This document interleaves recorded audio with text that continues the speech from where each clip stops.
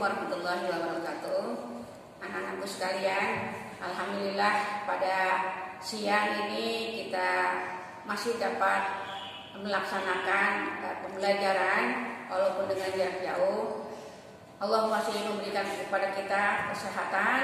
Semoga kita selalu dalam keadaan sehat walafiat.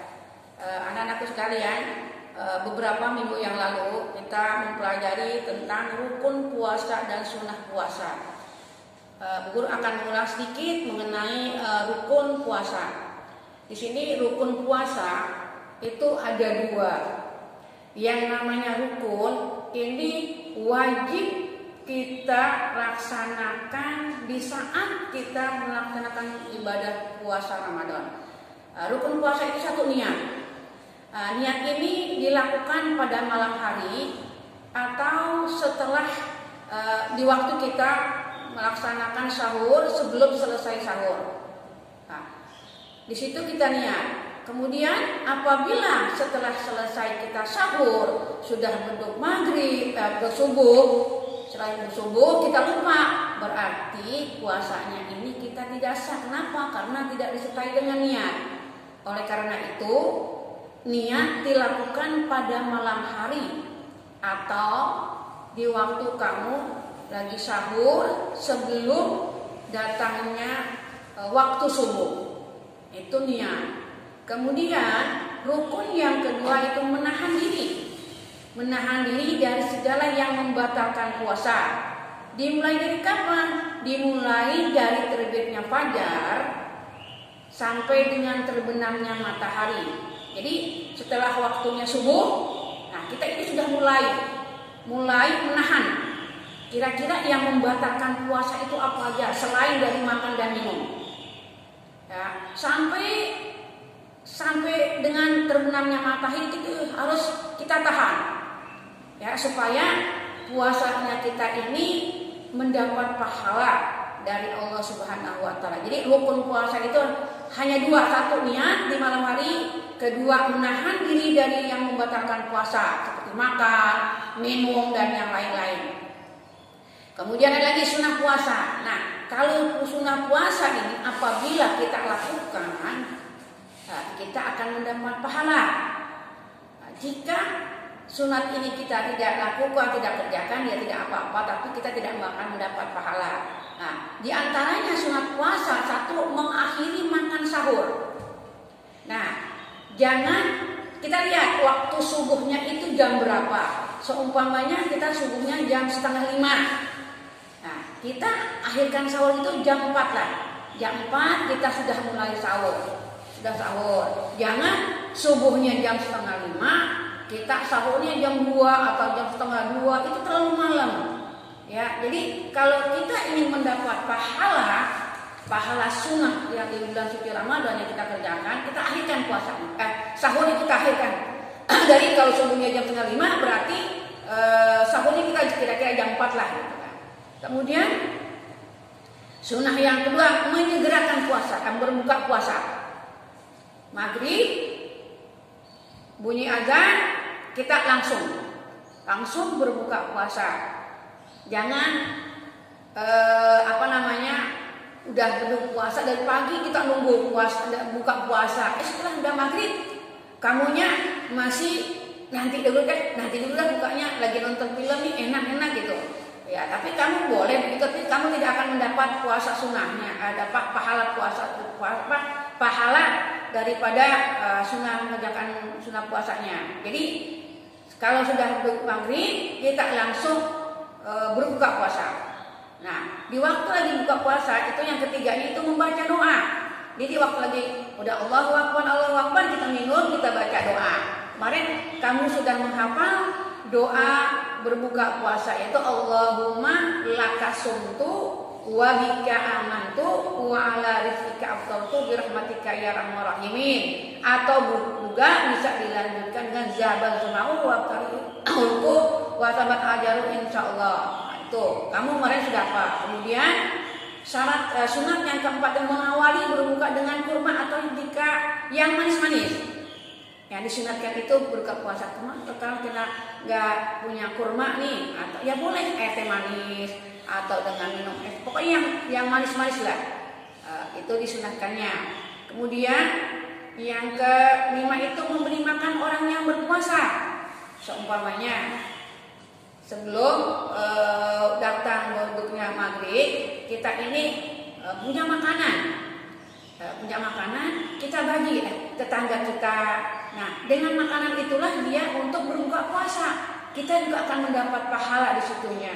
Jadi biasanya kalau orang tua kita ini buat makanan, buat sayur atau buat kolak, itu nanti kita bagikan tetangga kita secara sedikit-sedikit untuk berbuka puasa.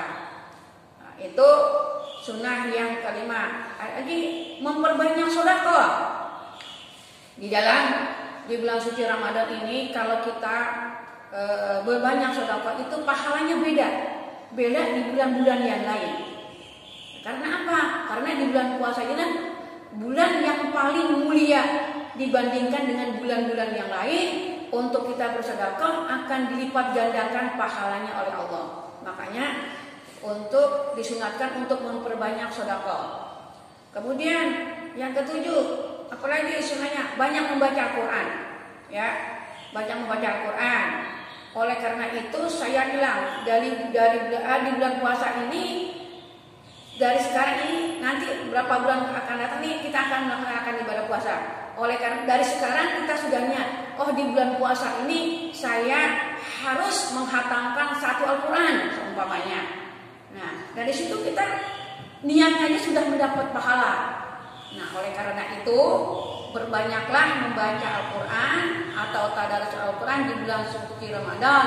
Kalau di bulan suci Ramadan itu pahalanya saya bilang dilipat gandakan. Yang tadinya 1 menjadi 10, yang dari 10 menjadi 700. Itu pahala daripada orang yang melaksanakan sunnah-sunnah puasa di bulan suci Ramadan.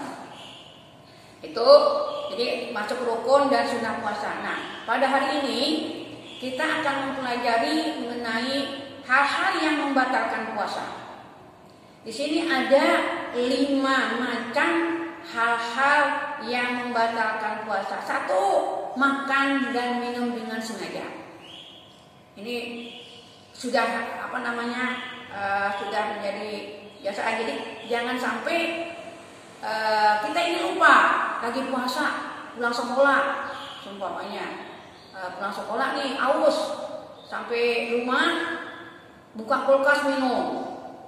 Tapi ingat, saya lagi puasa tapi kita lebih sengaja, berarti puasanya itu batal, tidak menjadi puasa, tidak mendapat pahala. Kemudian muntah dengan sengaja. Nah, contohnya gini, kalau muntah dengan sengaja ini mulut jari kamu itu kamu masukkan ke dalam mulut supaya keluar gitu. Nah, itu namanya muntah sengaja. Kalau mulut kamu masukkan ke dalam mulut kan lama-lama bisa muntah. Nah, itu namanya muntahnya dengan sengaja. Lain beda lagi kalau kita pusing atau pengen muntah itu kagak sengaja. Itu boleh lanjutkan puasanya. Tetapi kalau caranya dengan memasukkan jari ke dalam mulut kamu sehingga kamu itu muntah, itu namanya muntahnya dengan sengaja. Berarti puasanya itu batal. Kemudian keluar darah haid bagi perempuan. Jadi kalau bagi anak perempuan yang sudah mengalami menstruasi, dia ini waktu lagi puasa dari pagi sampai sore, kira-kira maghrib tinggal 5 menit, kemudian dia mengeluarkan darah haid, itu tetap dia batal. Dia harus membatalkan puasanya. Tetapi pahala yang dilakukan selama dari pagi sampai dengan siang mendapat pahala. Tetapi puasanya harus dibatalkan, tidak boleh melanjutkan sampai dengan maghrib. Kenapa? Karena dia mengeluarkan darah haid atau menstruasi. Kemudian ada lagi yang membatalkan puasa, gila. Nah, ini biasanya kalau orang yang sakitnya datang kadang-kadang gitu kan. Nah, di waktu lagi bulan puasa, dari pagi udah puasa. Sampai kira-kira sudah asar. Kemudian penyakit gila itu datang. Nah, ini enggak batal puasanya. tidak akan mendapat pahala. Dia harus membatalkan puasanya karena datangnya penyakit gilanya. Kemudian yang kelima, pingsan atau sadarkan diri. Kalau orang pingsan itu nggak tahu apa-apa kan, kecuali nanti pakai apa baru dia sadar. Nah, di situ juga bisa membatalkan ibadah puasanya. Jadi ada yang membatalkan, ada beberapa hal yang dapat membatalkan puasa. Satu, makan dan minum sengaja. Kedua, muntah dengan sengaja. Ketiga, keluar darah haid bagi perempuan atau menstruasi. Yang keempat, penyakit gilanya datang di waktu melaksanakan ibadah puasa, kemudian pingsan atau tidak sadarkan diri. Itu ada 5 macam yang dapat membatalkan puasa. Kemudian selanjutnya ada orang yang diperbolehkan tidak berpuasa. Jadi ada beberapa yang diperbolehkan tidak berpuasa, tidak melaksanakan ibadah puasa. Satu, orang sakit. Orang sakit ini boleh tidak berpuasa, ya. Takutnya kalau dia sakit berpuasa, nanti penyakitnya itu dengan dia berpuasa tambah parah.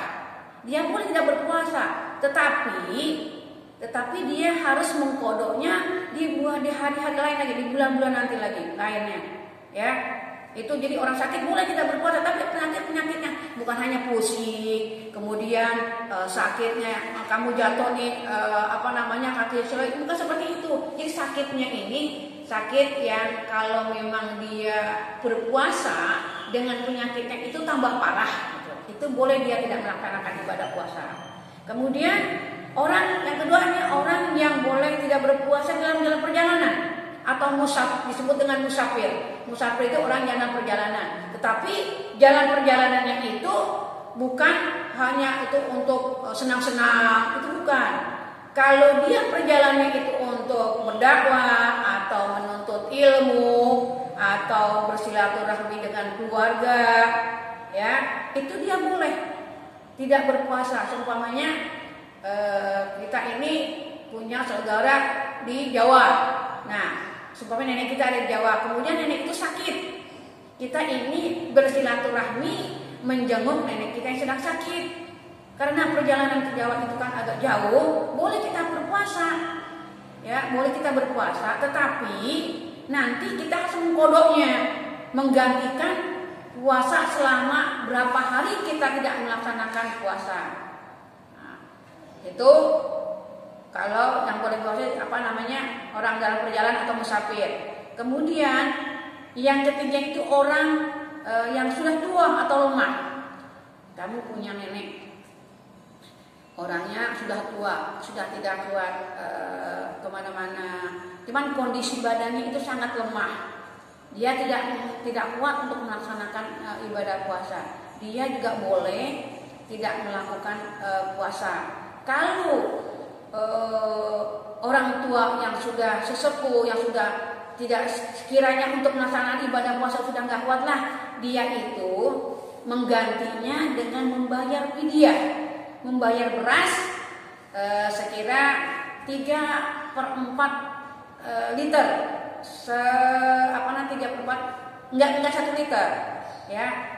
Nah, itu membayarnya. Kalau dalam 1 bulan 30 hari berarti ya 30 liter. Itu tidak melaksanakan puasa karena memang tubuhnya juga udah lemah, udah nggak kuat sama sekali gitu. Itu dia boleh meninggalkan puasa dengan membayar fidyah. Kemudian orang yang hamil. Nah, orang yang hamil itu dia juga boleh. Kenapa? Oh, dia boleh takut bayi yang ada di dalam kandungannya itu ya akan mempengaruhi kalau orang tuanya itu berpuasa. Kalau orang puasa kan nggak makan dari pagi sampai dengan sore. Nah, takut nanti bayi yang ada di dalam kandungan itu tidak mendapatkan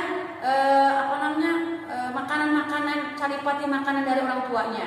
Kenapa? Karena orang tuanya itu nggak makan karena puasa. Takutnya bayi yang ada dalam kandungannya akan terganggu juga. Itu boleh dia tidak berpuasa. Tetapi Ya, harus menggantinya juga mengkodoknya. Karena hamil. Begitu juga orang yang menyusui. Kamu punya adik, kemudian ibunya menyusui. Takutnya ibunya puasa dengan menyusu air susunya itu, kalau puasa itu memang nggak begitu enak. Lain dengan hari-hari yang lain. Itu rasanya beda.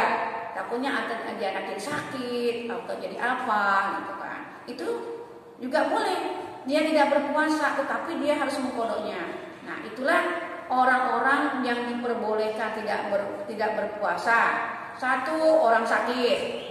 Kedua, orang yang dalam perjalanan atau musafir, tetapi perjalanannya itu untuk berbuat kebaikan, bukan untuk berbuat senang-senang atau berbuat kejahatan. Itu tidak boleh. Ya, jadi perjalanannya itu untuk berbuat kebaikan seperti silaturahmi dan lain-lain.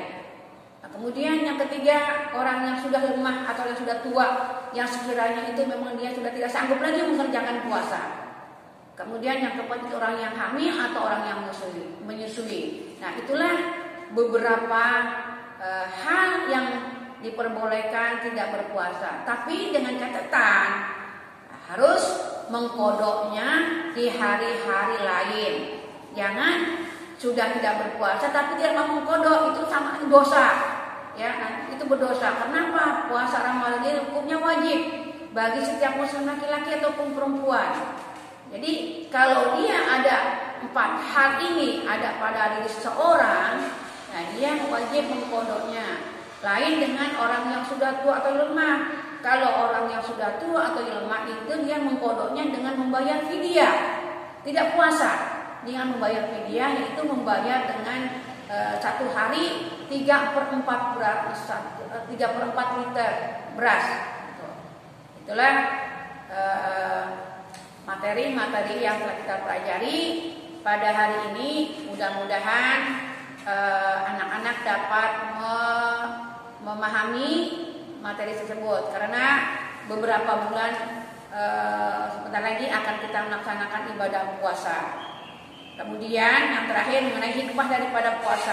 Apa sih hikmah daripada puasa itu? Satu, melatih kesabaran. Dalam berpuasa itu memang harus sabar. Dari pagi sampai maghrib kita sabar. Kenapa? Nahan makan, gak minum, haus gimana kita sabar. Ya, sabar. Biar hausnya di tenggorokan kita udah kering, udah apa, memang tidak boleh di siang hari itu minum. Ya kita harus sabar. Sampai kapan? Ya sampai sore, sampai terbenamnya matahari. Kedua, meningkatkan ketaatan kepada Allah. Ketiga, menyehatkan badan. Kenapa kok jadi orang puasa kan gak makan menyehatkan badan? Iya, sama aja. Perut ini seperti mesin giling. Kalau setiap hari makan itu akan rusak. Nah, di dalam puasa itulah harus ada istirahatnya di siang hari. Jadi badan kita jadi tambah sehat.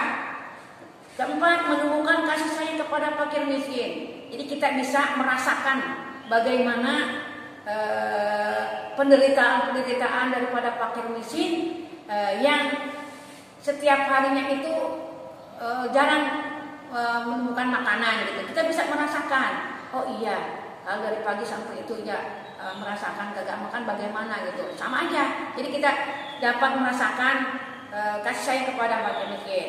Kelima, menghindarkan diri dari perbuatan yang keji. Itulah hikmah-hikmah daripada puasa di bulan Ramadan. Inilah yang dapat saya sampaikan. Mudah-mudahan ada manfaatnya.